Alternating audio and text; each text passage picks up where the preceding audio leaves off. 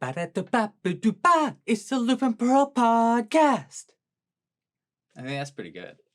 I know you think that. I'm getting there. Uh-huh. It's going to get better. Sure.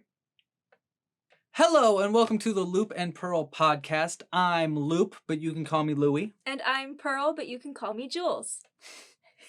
I like that. Yeah, it's good. It's a good start. This podcast is a crochet and knitting podcast. Two crafts that both use yarn, almost the exact same materials, but are often separate, whether it's in a podcast, in a book, in a store, or in a crafter. And we're going to bring those two things together. Because I'm a knitter. And I'm a hooker. And crocheter. And I don't know how to crochet. And I don't know how to knit. So this is going to be interesting. Yeah. I mean... Also, we love each other. Why'd you have to spill the beans? I know, and I said it in like a really gross way. Yeah, it was pretty gross, actually. Do it again. Also, we love each other. I think I might keep all that in. Yeah, that's great. Great. We've been dating for almost 5 years. That's true. And we still have not taught each other's crafts. No, maybe we'll do that in this podcast. Maybe. Oh, that's a great episode. But we'll get there. Yeah. First things first. First things first. Let's introduce each other. Okay. This is Louie, aka Louie's Loops, aka the founder of Club Crochet and crocheting101.com. He is a wonderful amigurumi crochet designer. And on both those sites I mentioned, Club Crochet and Crocheting 101, he makes tutorials and videos so you can learn how to crochet just as well as he can. Dang, that was really good. I know, I'm pretty great at this. This is Jules, aka Juliana Lustenader, aka Knit by Jules. She's an incredible knitwear designer. She designs a bunch of sweaters, shirts, hats, scarves, cowls, shawls. I don't know if that's a thing, but let's do it. She's also an incredible actress. She is great in musicals. She's an incredible singer, and she's good at kissing. Oh, gross. I didn't think you'd say that. So in this show, we are going to be doing a lot of different things. Obviously, we're going to be talking about crocheting and knitting. We're going to be talking about things that we've made or are planning to make or are currently making. Mm-hmm. Yarn that we really like or yarn that we really dislike. We'll have interviews with other knitwear and crochet designers. Maybe some makers of project bags, yarn dyers, and makers of other yarny, crafty things. Yeah. We might even have other people that don't even do yarn craft, but are just really creative because we want to pick their brains about creativity. One thing I want to say is that while we're going through this, if you are not interested in certain parts, if you're a crocheter and you're not really into knitting, or you're a knitter and you're not really into crocheting, you can use the time codes in the bar down below to skip to certain parts of this video. I mean, I don't suggest that you do that just because, I think the whole video is going to be cool, but it's a great option for if you just really want to get really quickly to different parts. And we're going to be doing that for other episodes as well. But I just thought I'd mention it in episode 1 because it's episode 1. It would be a great thing to use if you're in a hurry, but I highly recommend that you watch all the segments, even if you are not a knitting fan or a crochet fan, or you just don't know those crafts yet, because maybe it'll inspire you to learn something new and try something new. Yeah, exactly. And behind us, you'll see our incredible, very well put together and not unfinished at all wall of swatches. Wall of stitches? That was the original idea, to have a wall that featured specific stitches. So, for example, one whole picture frame would be full of stockinette stitch for knitting or single crochets for crocheting. But we realized that for my craft in particular, I have to do a lot of swatches because I'm making garments, and it's really important to measure your gauge, and to do that, you should make a swatch. So I had all these swatches ready to go, so we decided let's put them in frames and see what it looks like, and so far so good. These are our favorites. Mm-hmm. There's many more. I'm going to be adding some of my own art into it, which you'll see later on in the podcast.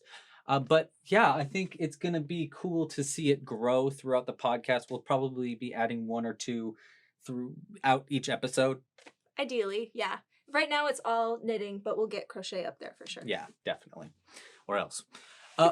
He'll murder me if we don't. I guess let's move on to the Knitter's Nook, where Jules will show us all of the cool stuff that she's been making and working on. Yay! So, the first thing that I want to show you guys is my latest design, which is called the Golden Gate sweater.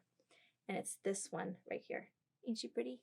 Do-do-do. Gorgeous. So gorgeous. This is hand-dyed yarn from Madeline Tosh. It's Madeline Tosh Farm Twist. And it's knit in a brioche knit pattern. And brioche is a really particular kind of knitting that honestly I was pretty new to when I started designing this. But I've been familiar with the look of it, just not the working of it. What's really cool about brioche is how lofty it is. It has this like natural drape and stretch to it. Is that what lofty means? Yeah, lofty. Like think of like a blanket when you throw it over yourself. It kind of like stretches over you and then rests on you. Right. Okay. Yeah. That makes sense. Yeah. So what I really like about brioche is how it drapes and how it looks like ribbing. If you're a knitter, you know that ribbing is the stretchy part at the ends of your sweaters, the hems and the cuffs usually. So it looks like ribbing, but it doesn't have that pull and tightness of ribbing. It's still loose and elegant. So this pattern is knit from the top down, starting with the turtleneck. You work some short rows for the back, and then you work raglan increases for the arms and the body, which I did a cropped body. It's pretty short. A new look for me, but with a pair of high-waisted jeans, it's really flattering, and I think flattering for a lot of body shapes. You can easily extend the length, no problem. You just need more yarn. You can also shorten the sleeves if you want. You don't have to do full length like I did. You can just stop 3/4 of the way, halfway, short sleeves if you want.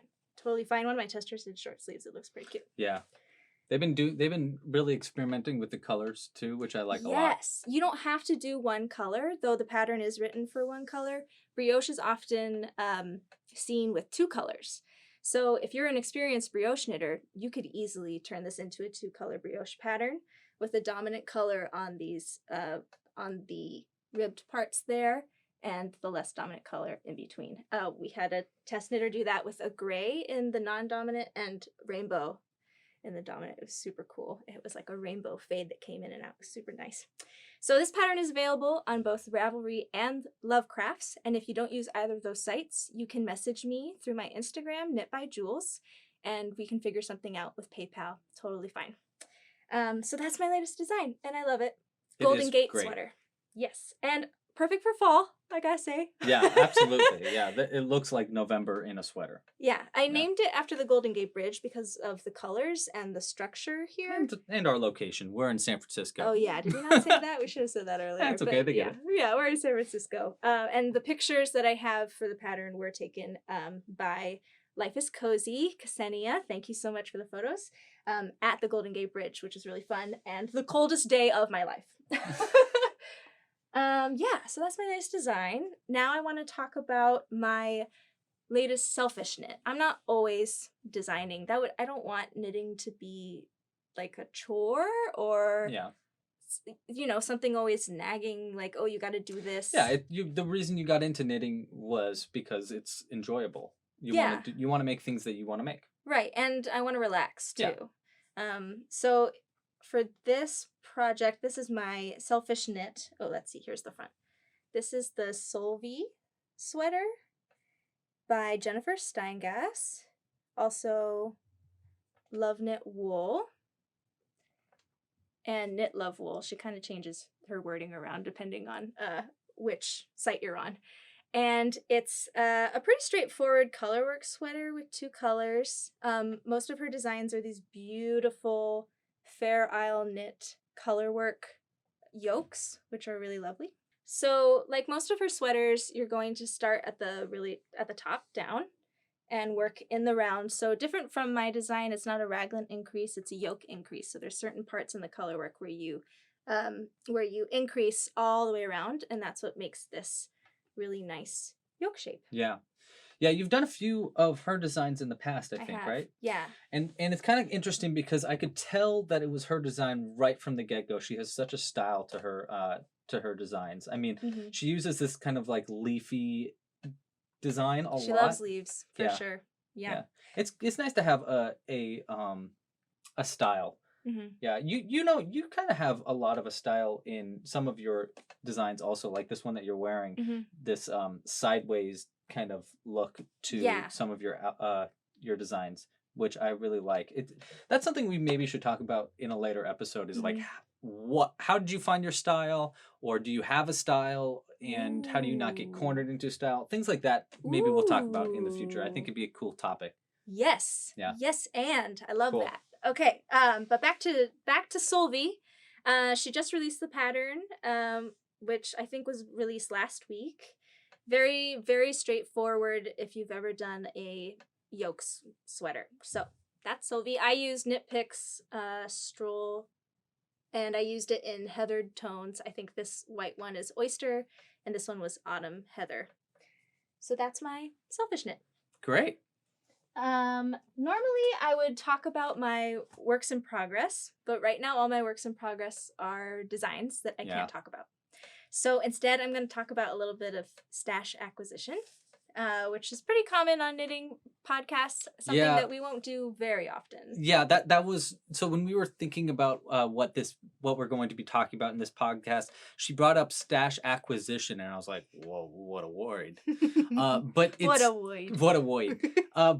But that's honestly not something that, at least for me, that's a little bit more difficult to talk about, because I pretty much use a lot of the same yarn but in different colors, so a stash acquisition doesn't really make sense. So it's kind of, instead of it's not really about the yarn stash, but about like new things that we've gotten that might include yarn, or it might include things like this cool bag. Yeah, I got this project bag from the Black Squirrel, which is a local yarn shop in the East Bay.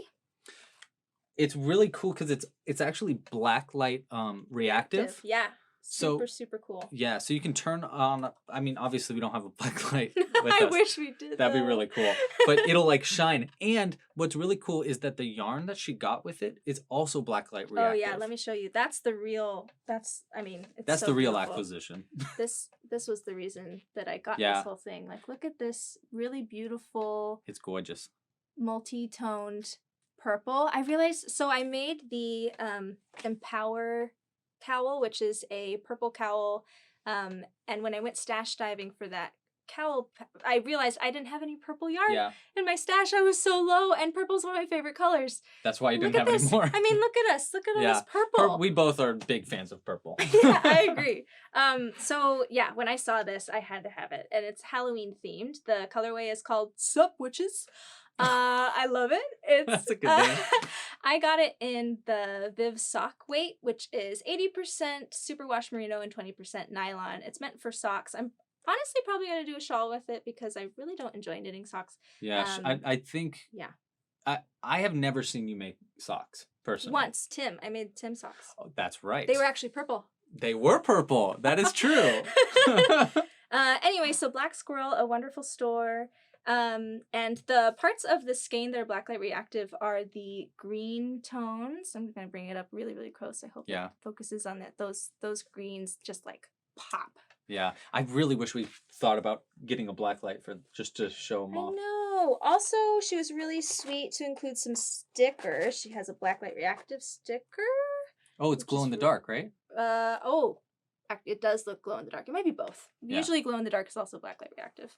And then a Bay Area Fiber Fair sticker, which just ended, and I was part of that fair. It went really, really well. Yes. I also want to shout out the artist, DawnCatherineStudio.com. She's the one that designed the Here's the tag. Oh yeah, can you show that? Fantastic. Yeah. So that's my stash acquisition. It was a real treat for myself. Now, what about your upcoming designs? Yes. So the next one that I have lined up is another locally inspired design. A lot of my designs are inspired by San Francisco because that's where we live. We also live right across the street from the beach, so many of my designs are inspired by the ocean or the fog. The weather here can range from windy to foggy to beautifully sunny all in the same day. Or local animals too, like the snowy plover. Oh yeah, I made a shawl that was inspired by an endangered bird that lives on Ocean Beach. It's a whole thing. It looked really cool. So anyway, here's my upcoming design. And I'm calling this one the Fog Whisperer sweater, and I think you'll understand as soon as I show you. So I'm going to show you the back because that is the real highlight here. Look at all those cables! So the whole sweater is covered in cables except for the sleeves and the neckline, which is 2x2 ribbing. That's picked up later. Yeah, I love the little what do you call it when it's got like the little dots? Oh, that's called tweed. Those are little flecks of tweed. They're usually a non-natural fiber that's put in there, like polyamide or nylon. That's added in there with the yarn. Well, I think it's cool that you use just like the snowy plover one. You have this like you use tweed, because I don't actually use tweed very often at all in my designs because I want it to be very, a solid color. And I'm always jealous because I really like I like the look of tweed a lot, but I never know what to use tweed for in amigurumi. Well, you know what? The sweater I made for you is tweed. The one I just finished. Oh yeah. I could have shown that one. Oh well. So what's ironic that you bring up the snowy plover shawl is that the yarn that I used is from the same company. This is Knit Picks, very famous yarn company. This is their Stroll Tweed. So that first that selfish knit sweater I showed, Solvi, it's the same yarn, but this is the tweed version of that yarn. And it's superwash merino wool, I believe.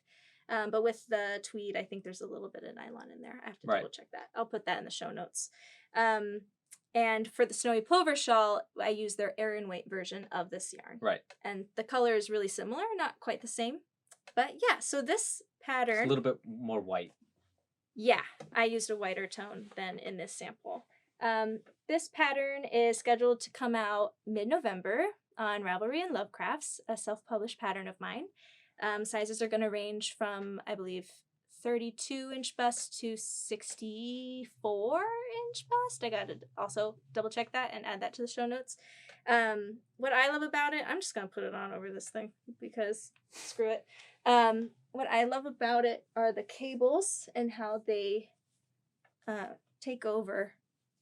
And like you see like a drop shoulder effect with the cables, and I love that part.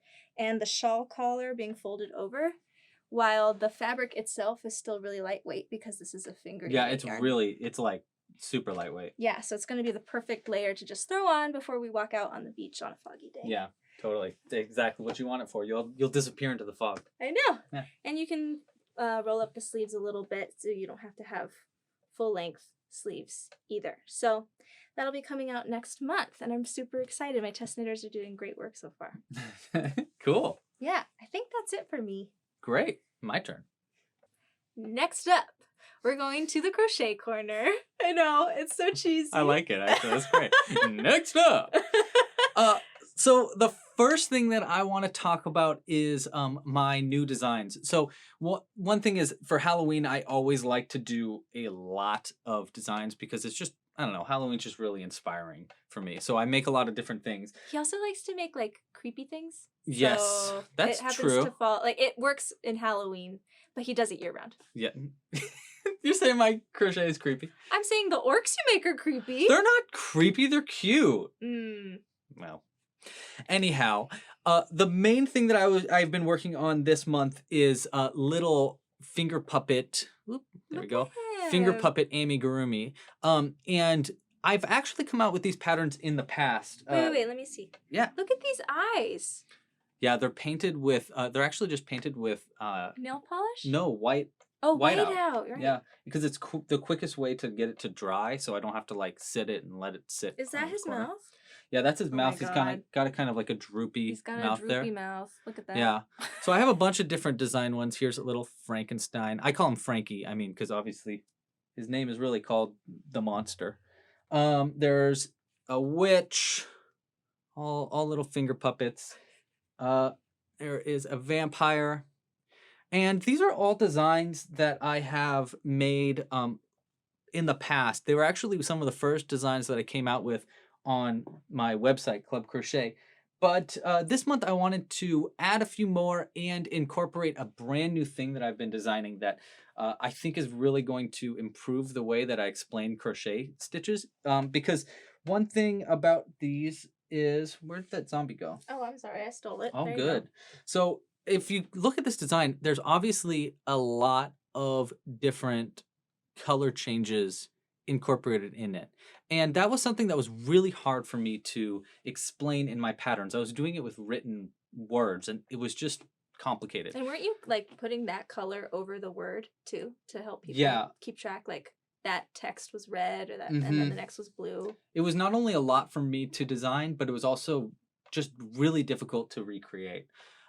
So I decided to start designing a new way to read color changes, and there have been crochet charts, color charts in the past, but they're all for working flat and they don't go into as much detail as I needed for my patterns because some of these stitches, you can see it best in this Frankenstein.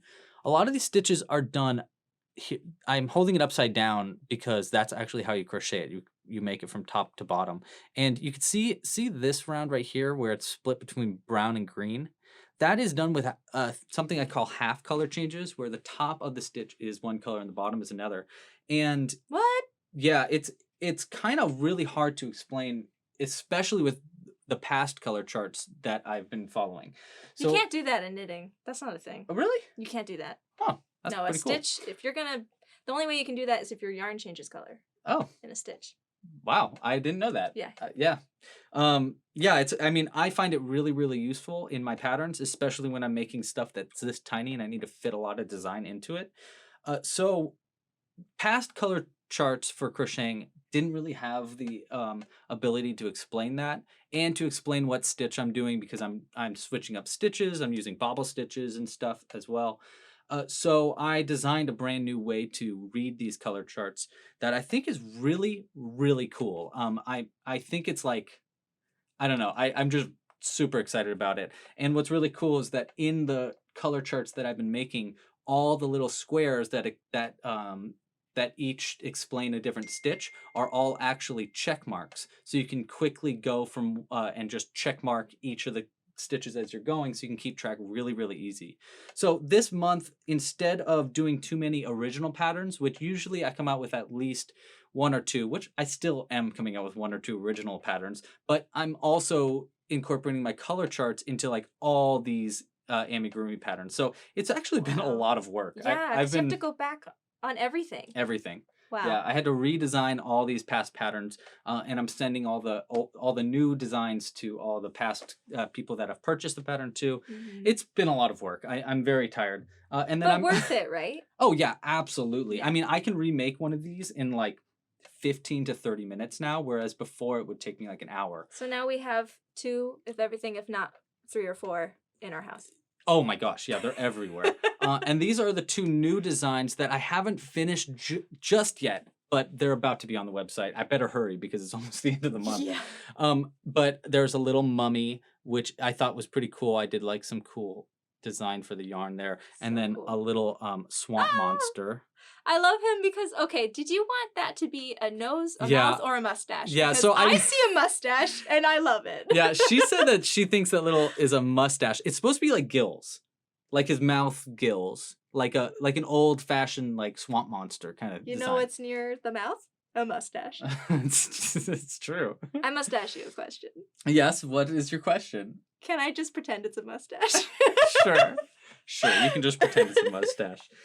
This design actually was really easy for me to design because the ears and the back fin thing were actually part of a past design that I used for a seahorse. So I just kind of repurposed some designs. Look at you recycling. Yeah, I don't know if I should be saying that, but yeah. No, you should, because eventually, don't you want to have a component on Club Crochet where you get to pick and choose different features so you can create your own creature? Yeah, so it's they're going to be called Build Your Own Designs, and I don't know how much I want to get detailed into it yet because I'm still in the early process of building it on the website. But on the website, I want to add a new feature where you could choose, I want the body to be this kind, and then the arms to be this kind, and the legs to be this, and then you hit go, and it spits out a pattern for each of the different body parts all together into one pattern. And you can even click to go into the video tutorial for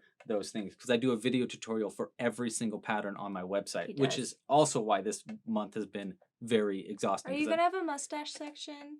Oh yeah, definitely. I want this mustache. Yes, absolutely. And also this mustache. I want 2 mustaches. Yeah. What, this side's this way, this side's this way. Yeah. I mean, there's some of this on the website right now, but it's definitely going to be something that I'm going to put a lot more work into in the new year. So if you're really excited about that, just keep your fingers crossed, keep a lookout. Follow him, subscribe to the YouTube channel and all that stuff. More Halloween patterns that I've been working on this month. I think this is one of my favorite patterns that I've done for a while. And I wasn't going to do it until the last minute because she said that it was such a cool idea. Is these hanging bats. So I'm holding it upside down, obviously. I need something metal. This will work. Yeah, that'll work. I put magnets in the bottom of them so that they actually can hang upside down. I love it so much. Yeah. So they can go on. Can I open the wings? Yes, absolutely. Okay, I'm gonna be really careful. Yeah, so these guys have a few different features. One being their wings. You can open and close them because they're built on wire. I think these ones have pipe cleaners in the wings. But I think I might start incorporating actual wire into my designs a little bit more because it's a little bit more sturdy. But yeah, this is the newest design from this month. This was also the newest kit. So my website, the thing about Club Crochet is it's a monthly subscription service for crocheters. So you get new kits mailed to your door every month. So this month's kit was for 2 different bats in 2 different colors. And you've got to design them for, you got to customize the mouth. So there's a little vampire mouth, which I think I hid the other one. So I had a bunch of these, but I actually just started hiding them around our apartment building. Oh yeah. Yeah. So like you hid them. Yeah. They're just kind of like, I think there's 3 or 4 of them out there just hidden on things that are metal. So the neighbors can go to their mail and they'll see like a little bit. Yeah, exactly. Yeah, there is one on their mailbox. Yeah. Yeah. So this is the newest design for the Halloween themed patterns, and this is like the new Club Crochet pattern for this month, not including all the color charts. So you can tell that it's been a very busy month for me, but I just love Halloween. So that was a lot, but that was all of my latest designs. Next up is my selfish hooks, selfish stitches. And this is something that's so silly, but it just makes me laugh so hard. It's actually going to be the pattern for next month, so it's kind of like a preview of you get a teaser. Yeah, of what's going to come. Teaser, you get the whole thing. Yeah, but they always make me laugh. They're little pigeons. Well, you think they're pigeons. See, these little guys have a lot of special features to them. The first feature is that these also incorporate magnets, because I put magnets in their bums so that you can put them on anything metal as well. This is so that you can put them mostly on like curtain rods. That's where they work the best. Or signposts. I'm gonna try. I have like 40 of them so far. So I have a ridiculous amount, really which is why it's in the selfish crochet section, because I just keep on. Here, let me take the scissors from you so you stop waving those. No. But yeah, so that's the first cool feature about this, is that they have magnets. The second cool feature is they actually poop. So there is this little white yarn this is at good the luck, back. Right? If they poop on you. Yeah. So you can pull it down, and they actually poop, which I think is just so silly. And the third cool feature about this, God, these guys have so many little secrets, is that you can turn the head like that. You turn it this way. And the reason you can turn the head is because the fourth cool feature. See, you thought these were pigeons. If you're a fan of my live stream, you'll know what this is, what I'm about to do. You thought these were pigeons. Fooled. Because actually, these are really little burbs. They're little tiny birds that are they're just wearing a pigeon mask, which I just think is so funny. And this is actually how you hide the white string. It goes in the mask like that. It's so good. Yeah. You can also make this without the string. Oh yeah, definitely. There's that. a bunch of other ones here. Here you can see I made this sleepy one. So I'm working on designs for how to do different facial features for them. Because that's really my excuse. I just want to keep making these. But yeah, so you can see this one. Every time I take the head off, it just makes me laugh. So good. And yeah, I often forget that there's another bird in the bird. Yeah.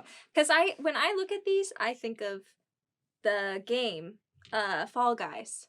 That's where they kind of video games. Yeah, a lot of the inspiration was the design from that game because we just started playing it and we really like the designs of. So I pictured the little Fall Guy character under there, not the little bird. Here you can see a little grumpy one that I made the other night. So the idea here is I'm gonna try to do like a caption this kind of post on my Instagram where it's like give me a caption for these two guys sitting there. But yeah, you can see how I'm kind of doing. This is obviously like an early development of the facial things. It looks like a bee just went to town on his eyes. It does kind of. Yeah, it does.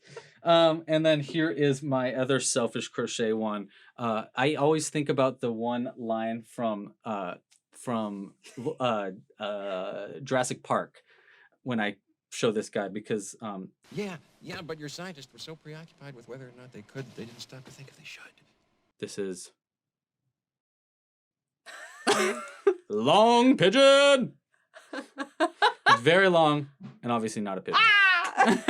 So good. Yeah. And then one more pigeon-ish kind of thing is this is next month's pattern, next month's kit. It's going to be where people can decide if they either want to do the pigeon or they want to do a turkey. So this is the same design basically, but with different Look at that wings. butt. No, show the butt. That's a highlight. Yeah, it is pretty cool. It's pretty cool. The color changes in the butt are kind of neat. Yeah, they're really and then obviously he's also not really a turkey. He's a burb in disguise. Or a baby turkey like dressed up as dad. Maybe? Yeah, maybe. I don't know. Yeah. I like calling the little ones burbs and then whatever it is. So this one on the website it'll be called turkey burb. The turkey burp pattern. Oh boy. People are going to be really confused. Yeah. They're going to be like, why'd you spell it and then, burb? Yeah, why do you misspell bird all the time? Because I wanted to. Next up are my works in progress. So just like I was saying before, my works in progress are going to be a little bit different because some of them are I'm in the progress of making something, but a lot of times my works in progress are things that are already technically finished, but it's just a prototype because my designs don't take very long for me to make. Oh, well, my sweaters can be 2 months, 3 months, depending on how complicated they are and how much time I devote to them. He's done in 20, 30 minutes on the couch in an episode of Battlestar Galactica. Yeah, we've been watching a lot of Battlestar Galactica. But yeah, so a lot of my designs are really not like it won't look like a work in progress, but it is. So this is my current work in progress. I have one that's halfway made over there, but it's a dragon that I'm designing. This is going to be a pattern probably in January, and you might recognize the wings here because I used a very similar design or technique for making the wings for these bats. If you're an experienced crocheter, I think you'll really appreciate how I made them because it's actually, usually I crochet in the round, but these are actually crocheted flat and I just go back and forth and then sew it together by crocheting it together. It was pretty cool, but I originally designed them for this giant dragon. Is this a prototype?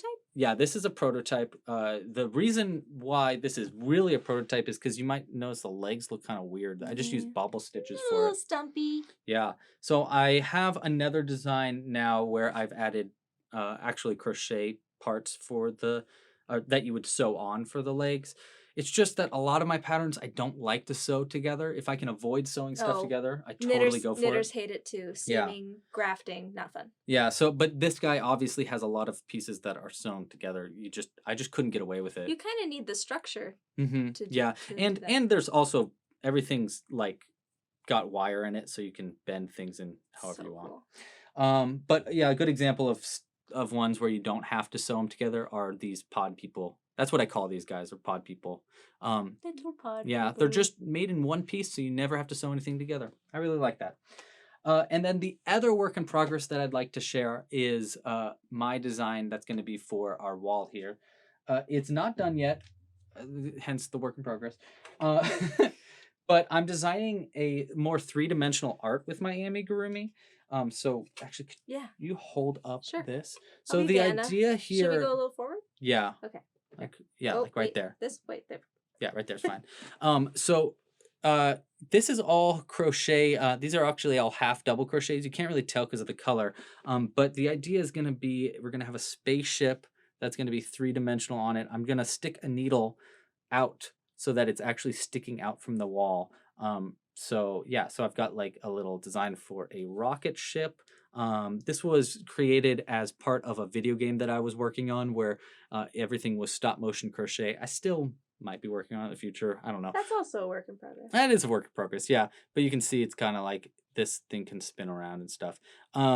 Yeah, so this is a little rocket ship. It'll have a little itty bitty, a little itty bitty crocheted planet Earth. You can see there's North America and South America. This is made with just thread. And so this will be like right here. What size hook did you right use? here. 1 millimeter maybe. Wow. And then I'm gonna add some tiny itty bitty stars to it, just like spread out. So that's gonna be my contribution. I have some other ideas for some wall art crochet, but I just thought it was like a creative way to use my crochet, and I'm excited to experiment more with it. He's been wanting to do something like this for a really long time, Mhm. too, separate from the wall of swatches or Yeah. wall of stitches ideas. We need to see how it'll work, but some of them I want to actually be sticking out like this. We Like might put them on on the wall? another wall. Yeah. So we don't bump into Yeah, them because here. we'll bump into them. But I thought it was just such a cool way to display my 3D crochet. art. It's Yeah. so cool. The last thing that I want to mention in my corner is these new kits and stickers and stuff that I added to my website, because I try to add new kits and stuff all the time. The newest kit is for a bunch of little crocheted ghosts. Here you can see there is a classic ghost. There's Pinky from Pac-Man. It's mostly video game focused. They got little Ghastly and Boo from Super Mario. Ah, Boo. Yeah. Can you see Boo? Yeah. I'll show off Ghastly a little bit more. Do all Boos have unibrows? Yeah, they do. Oh my They got this like little goodness. angry unibrow. What? So the idea is it's a crochet kit where you get all the materials to make all 4 of these ghosts. I'm very proud of it. I think what's really cool about it is something that I like to do in a lot of my kits is add something special to them, like the magnets for the hanging bat and stuff like that. And this kit has needle felt, purple needle felt that you use, and a needle that you use to add the ectoplasm to this Ghastly. Ooh, vocab word. Yeah, vocab word. So that's my new kit that I wanted to share. And then the last thing is new stickers. This is designed by the guy that's actually designing the art for the Dino game. I love stickers. It's a just a crocheting orc or a crocheting ogre. He's crocheting a little goblin there, and there's a little troll looking over us. Now this is what I mean about stuff that he crochets. It's like creepy. This is what he does year round. He crochets ogres and orcs and trolls. Oh my. Yeah, I really like, I guess, just like Lord of the Rings ish Dungeons and Dragons themed stuff. Yeah. So yeah. That's my crochet corner. That's your crochet corner. Yeah. Pretty detailed Pretty corner. thorough. Yeah. I suppose that's the end of this episode. There obviously are going to be a lot of different segments throughout episodes. So other episodes might have things like an interview here or a topic that has nothing to do with yarn crafts. I don't know. Just whatever we want to talk about. Yeah. But thank you so much for watching. If you like this video, please like it down below. Subscribe to the YouTube channel, my Club Crochet channel. If you do, I'll be coming out with these maybe once a month. Yeah, we don't really know what the deal is going to be just yet. But we'll obviously be coming out with more of these. Let us know if you want this more frequently. But right now we're planning for once a month. because of all the projects that we have going on. Yeah.